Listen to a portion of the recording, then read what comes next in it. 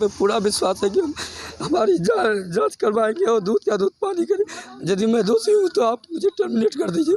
आप पीओ दोषी है सर, पीओ को टर्मिनेट कीजिए।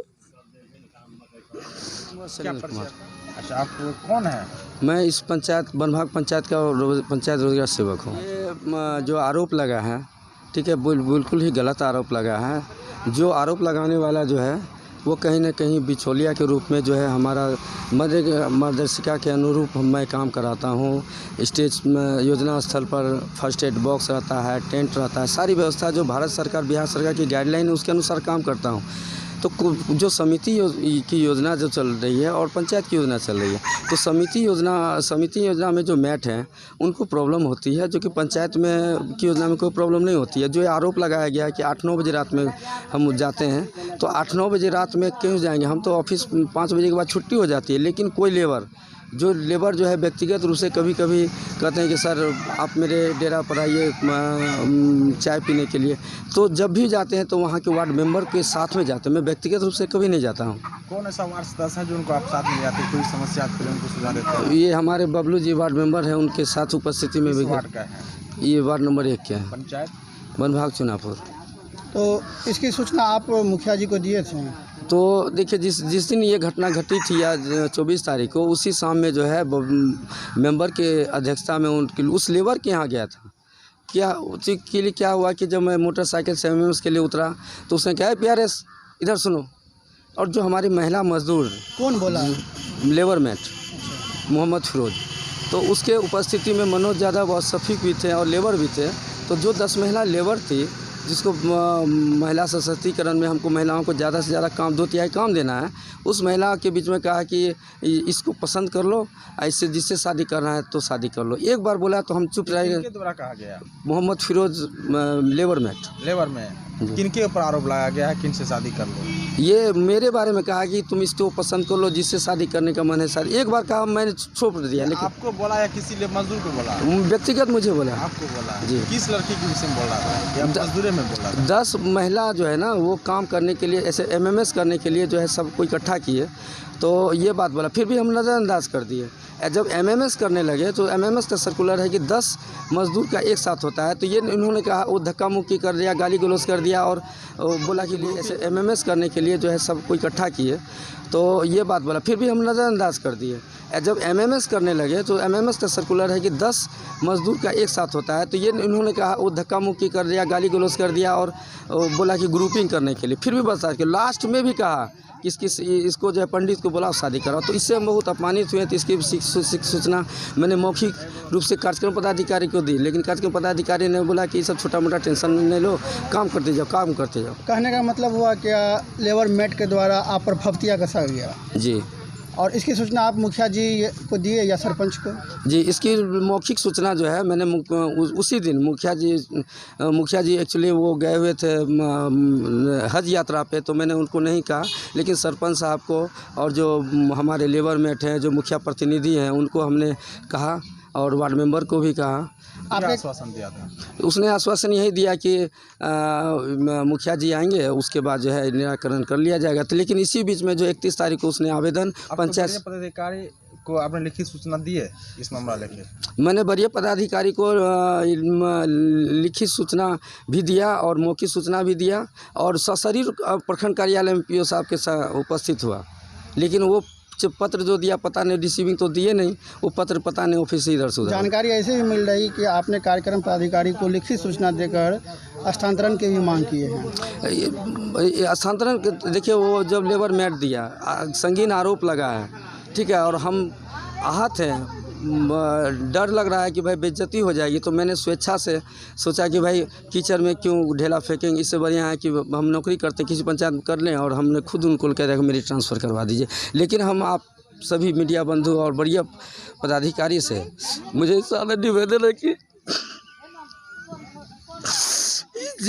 कार्यों पदाधिकारियों फिरोज है बेटियों को बहुत परेशान कर, DD साहब से मिलना चाहते हैं तो कहता है कि तुम DD साहब से मत मिलो। वरीय पदाधिकारी से क्या आप चाहते हैं? उच्च स्तरीय मांग की मांग क्या आश्वासन मिला जब हमने सूचना दी है वरीय पदाधिकारी? वरीय पदाधिकारी से कहते कि हम भी परिवार बच्चे वाले, और हम आज निष्पक्ष जांच कीजिए। अब कार्यक्रम पदाधिकारी के जहाँ से हम संतुष्ट हैं, डीडी साहब और डीएम साहब से कहेंगे कि हमारे परिवार और जॉब की सुरक्षा दें। ये पीओ बहुत ही भ्रष्ट है। सेफ शॉप में हमें उसका नई एजेंट बने, इसीलिए वो सारा गुस्सा निकालता है और बिचरिया दलाल को पाल के रखता है। ये जो है क्या, ये सेफ शॉप जो प्राइवेट कंपनी है, उसका बात नहीं माने।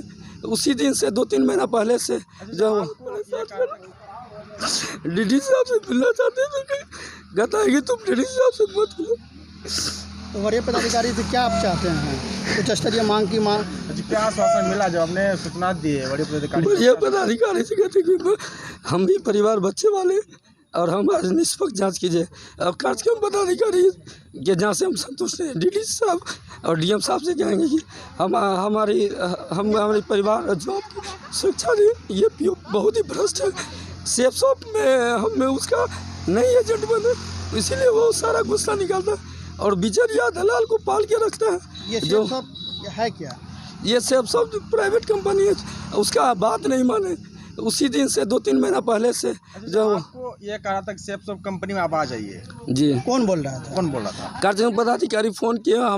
हमारे पास सर प्रूफ है, ये मेरे मोबाइल में पत्नी वगैरह का सबका ये मांगे। बस सर अब बताइए कि मेरा 13,444 रुपये वेतन है और 14,000 का सूट हम कैसे बनेंगे सर?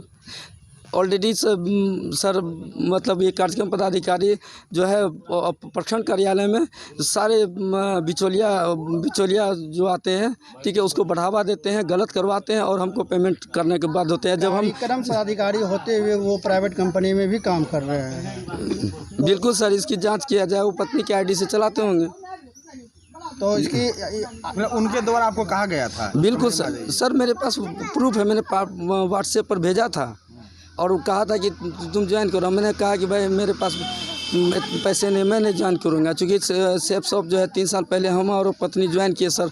उसमें जो है मतलब बर्बाद पैसा हो जाता है और हम मनरेगा गाइडलाइन सरकारी नौकरी करते हैं। हम 18 घंटा इसमें समय देते हैं सर, क्योंकि हमारी रोजी रोटी यही है। क्योंकि 42 वर्ष उम्र हो गया, अब हमको नौकरी नहीं मिल रही है। हमको 60 वर्ष नौकरी करनी है। क्या लगता है ये सब जो आरोप आपके ऊपर लगाया गया है कि ये आरोप सही है या गलत है? ये आरोप जो है कार्यक्रम पदाधिकारी और मैट और जो स्थानीय प्रतिनिधि तीनों की मिली भगत से ये आवेदन तैयार हुआ। आपके आरोप लगाया गया? बिल्कुल सर। क्या चाहते हो, उच्च स्तरीय बैठक की जाए? मैं चाहता हूं कि इसकी निष्पक्ष जांच डीडीसी महोदय करें। हमें डीडीसी महोदय पे पूरा विश्वास है कि हमारी जांच करवाएंगे और दूध का दूध पानी करें। यदि मैं दोषी हूँ तो आप मुझे टर्मिनेट कर दीजिए। अब पीओ दोषी है सर, पीओ को टर्मिनेट कीजिए। क्या कहना है? ये बात निराधार गलत है, क्योंकि अगर जिसने भी आरोप लगाया है और उससे ज़्यादा 700 महिला हमारे क्षेत्र इसमें मनरेगा के साइड में काम करती है और ऐसा आज तक उस पर कोई आरोप नहीं लगा है। ये आरोप निराधार गलत है। उनके द्वारा लगाया गया है, फिरोज के द्वारा जो लगाया गया है मीट का, असल वो करता है साइड में 10 आदमी का काम, उसको कहता है कि आप लगाओ 20 आदमी 50 आदमी का काम। ये कैसे होगा? जो उसका बात नहीं मानता, ये आरोप है। ये सरकारी रूल है क्या? सरकारी रूल ऐसा कुछ नहीं है। तो फिर कैसे करेंगे वो? सरकारी रूल ये है कि अगर 20-19 लेबर है तो उसका इसमें क्या कहते हैं वो एमएमएस नहीं होगा।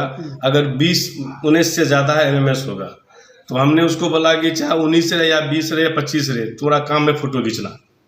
साइड में जो काम आदमी लेबर करता है जब वही काम करना है, कोई ऐसा गलत काम नहीं। सरकार को जो मंशा है कि हम गरीबों को रोजगार दें, मनरेगा काम तो यही है ना, रोजगार देना, तो ये रोजगार का काम कर रहा है और वो गलत करना चाह रहा है, इसलिए वो गलत करना नहीं चाहता। ये फिरोज यादव जो पंचायत समिति का काम कर रहा है वो। तो पंचायत, लेकिन उन्होंने एक बार हमको शिकायत किया था मुखित में कि सर हम गए थे पंचायत समिति के साइड में और वहाँ पर फिरोज ने हमको बोला कि देखो इसमें कौन लड़की तुमको पसंद है, बेटा की क्या करके उसको बोला। किनके द्वारा कहा गया? ये फिरोज के द्वारा कहा गया। अच्छा, किनको कहा गया? शैलेंद्र को, प्यारस ने हमको आके बोला कि मुखिया जी देखिए ऐसा ऐसा हमको बदनाम करता है, बताइए वो गरीब महिला है, वो तो सबकी माँ बहन है, गरीब है तब ना काम करने आती है साइड में। और वो हमको बोलता है कि 10-10 महिला है, इसमें कौन महिला पसंद है तुमको ले लो। इसका मतलब हुआ कि फिरोज कहीं ना कहीं पीआरएस को फंसा रहा, वो फंसा रहा है, उसको ब्लैकमेलिंग करना चाह रहा है। ब्लैकमेल करना चाह रहा, और कहीं ना कहीं कमीशन की भी। कमीशन की बात तो हम नहीं जानते हैं। हाँ। कमीशन क्या है, मनरेगा में कमीशन की बात है कहाँ? ब्लैकमेल करने का क्या राज है? आज है कि हम लगाते हैं 10 लेबर, पदाधिकारी को भी दिया गया। हाँ वो दिया गया, उसको बता, उसका कॉपी मेरे पास भी है, हमको भी दिया है। इन सभी और इसकी जानकारी जो डिप्टी कलेक्टर महिला आई थी मैडम यहाँ, उस मैडम को भी दी गई है। मैडम ने फिरोज को समझाया भी है। उस वक्त हम दिल्ली में थे, हमने भी उसका ये देखे थे वीडियो, व्हाट्सएप में फ़ोटो भेजा था, हमको बताया भी, कुछ समझाया गया है उसको।